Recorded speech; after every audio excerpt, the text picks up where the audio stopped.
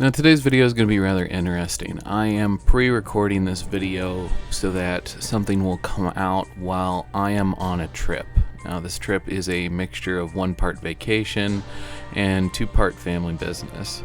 But while we take care of the vacation side, we're going to be stopping in Chicago and we're going to be going to the Museum of Science and Industry. Now, the Museum of Science and Industry has, in my opinion, a very elaborate, very beautiful, and well-made HO model train set. And I'm going to try to make a video all on its own about this large model railroad, but we're also going to be taking inspiration from it for our own model railroad, which I am in the process of building. And I'm going to be making a lot of videos both on TikTok, and I'm hopefully going to be able to use a lot of that footage here on YouTube as well to share the journey. But in the meantime, let's go ahead and talk about this figure. Now this figure comes from the Zombicide game. It's one of the main bad guys. Now this miniature was a lot of fun to paint, and we're not going to be going super in detail about the colors used. As you can see, this paint scheme is relatively straightforward, but we are going to be spending some time talking about flesh tones and how to glaze up to more realistic, or in this case, we're going to be talking about how to glaze up or glaze down into more undead skin tones with still maintaining some of the color. As you can see, my flesh is pretty vibrant.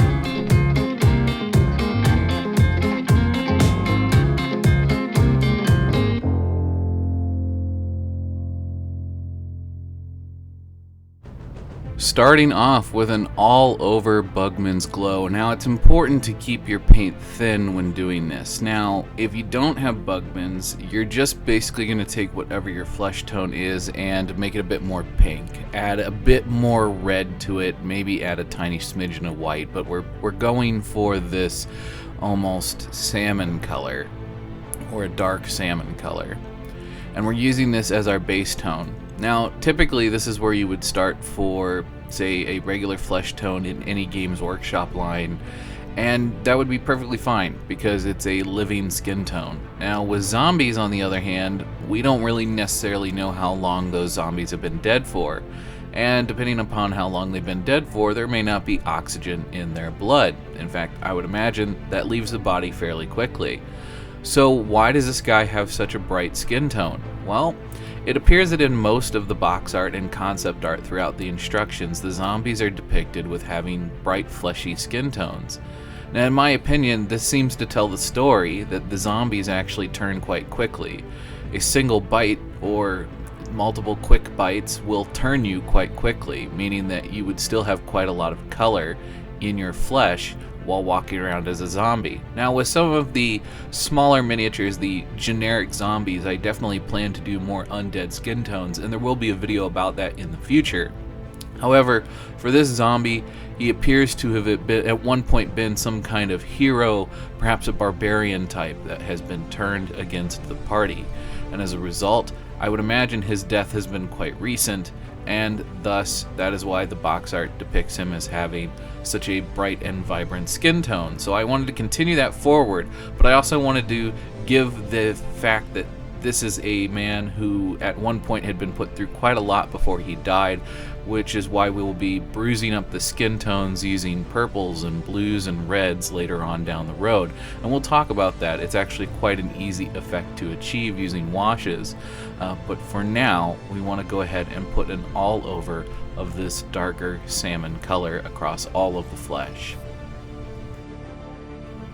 And here we can see a departure from what we would typically be doing at this stage in the miniature. Now typically I wouldn't be painting the clothes already. I would be taking care of all of the flesh, as we can always clean up the clothes later. However, the box art depicts this creature as having been buried in its white attire.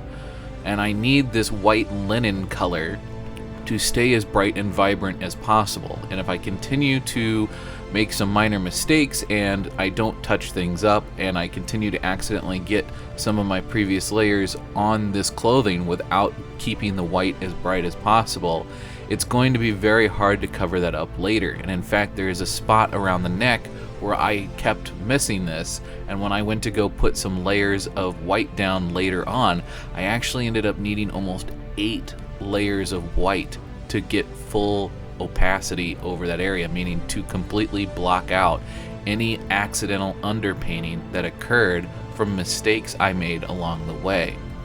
So it's very important that when we're wanting to paint a large amount of white, especially in this case of the fabric, we need to start working on all those highlights as early as possible and keeping the fabric as bright as possible.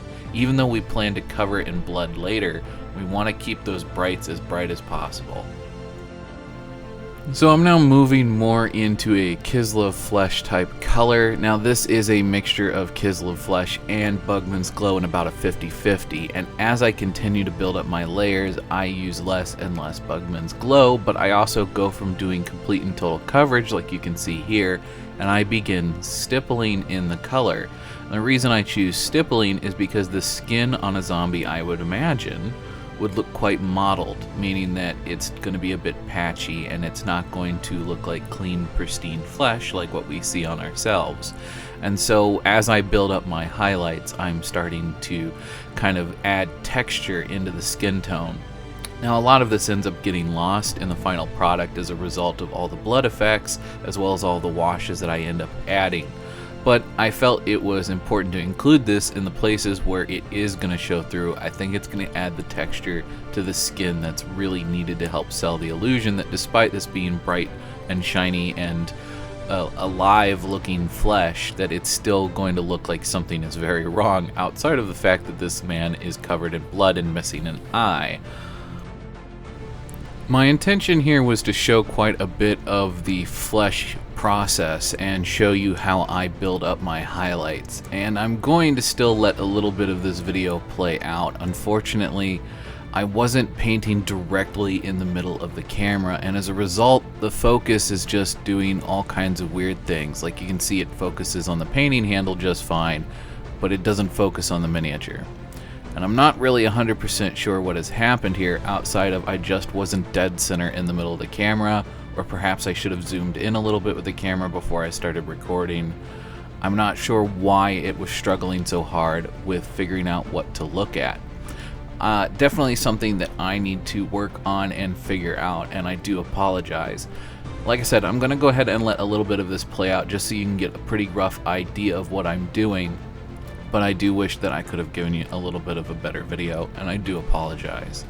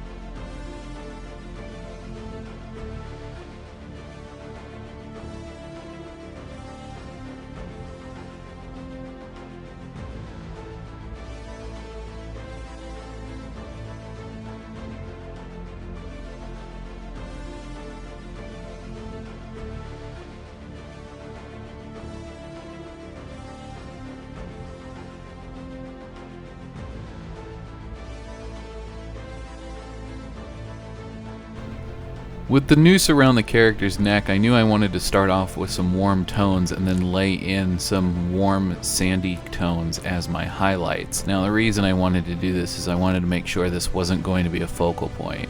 There's not a lot of sculpted detail on the face that can really be taken to extremes with highlights, as with the missing eye I feel like there's going to be quite a lot of blood on the face, and with that much kind of gore kind of going on and obscuring the face details, it'd be really easy to accidentally create something a little bit overpowering in the chest region by going way above and beyond in either direction, whether it be too bright or too dark, with this noose color, and then taking away from the face where I want the eye to go when you look at the miniature. So I knew I needed to keep the highlights around the same brightness as the skin tone, which is why I chose to go with the sandy color for my highlight.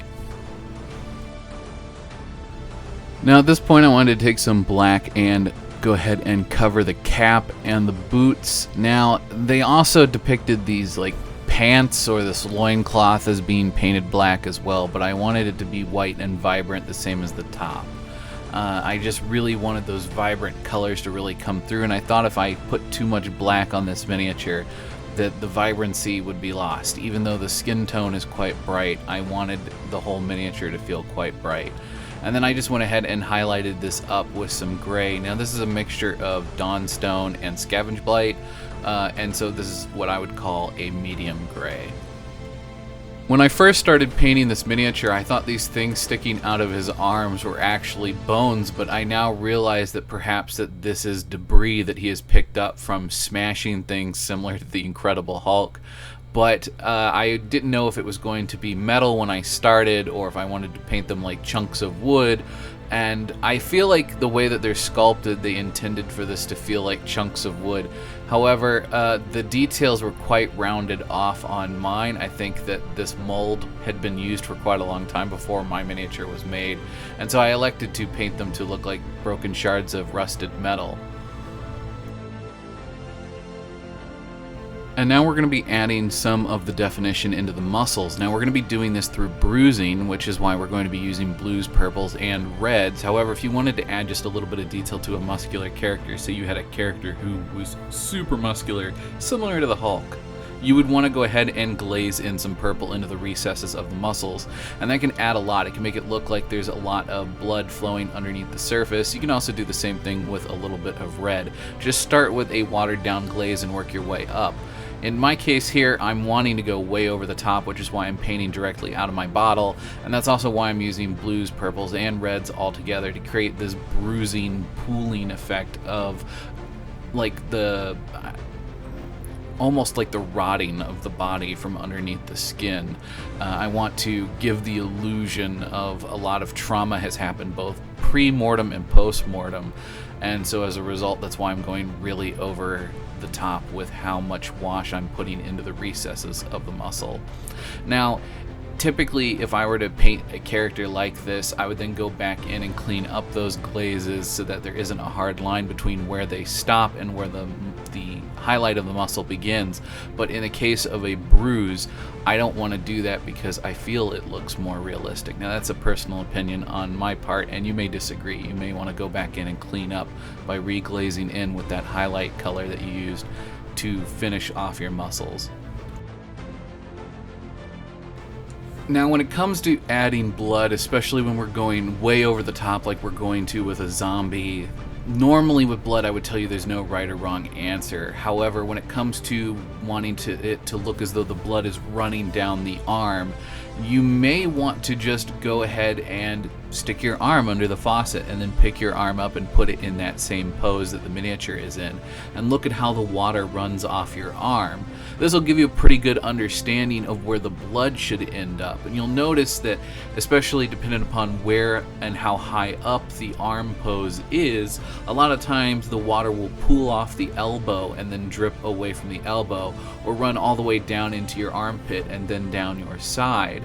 And so it's important to follow these natural valleys of the muscle on the miniature, as well as keeping in mind where the flow of water would be, or in this case the flow of blood. So that's why you see me really caking it on around the hands and then following it down around to the elbow, the path of least resistance. That's why even some of the streams that start on the wrist will then wrap around and go to the elbow before going down into the armpit. So that's why I'm painting the blood in the way that I'm painting it. I'm also taking my brush and I'm loading it up with a watered down Blood for the Blood God, and I'm flicking my finger across it to get a more realistic spray for the blood pattern on this miniature. Now I don't typically do that because it can make a mess and you can get this all over your workspace. So if you're going to do this and you have miniatures that you don't want to have this blood effect on it, I recommend you get them off the desk, even if it's just temporarily moving them out of the way to bring them back when you're done with this later.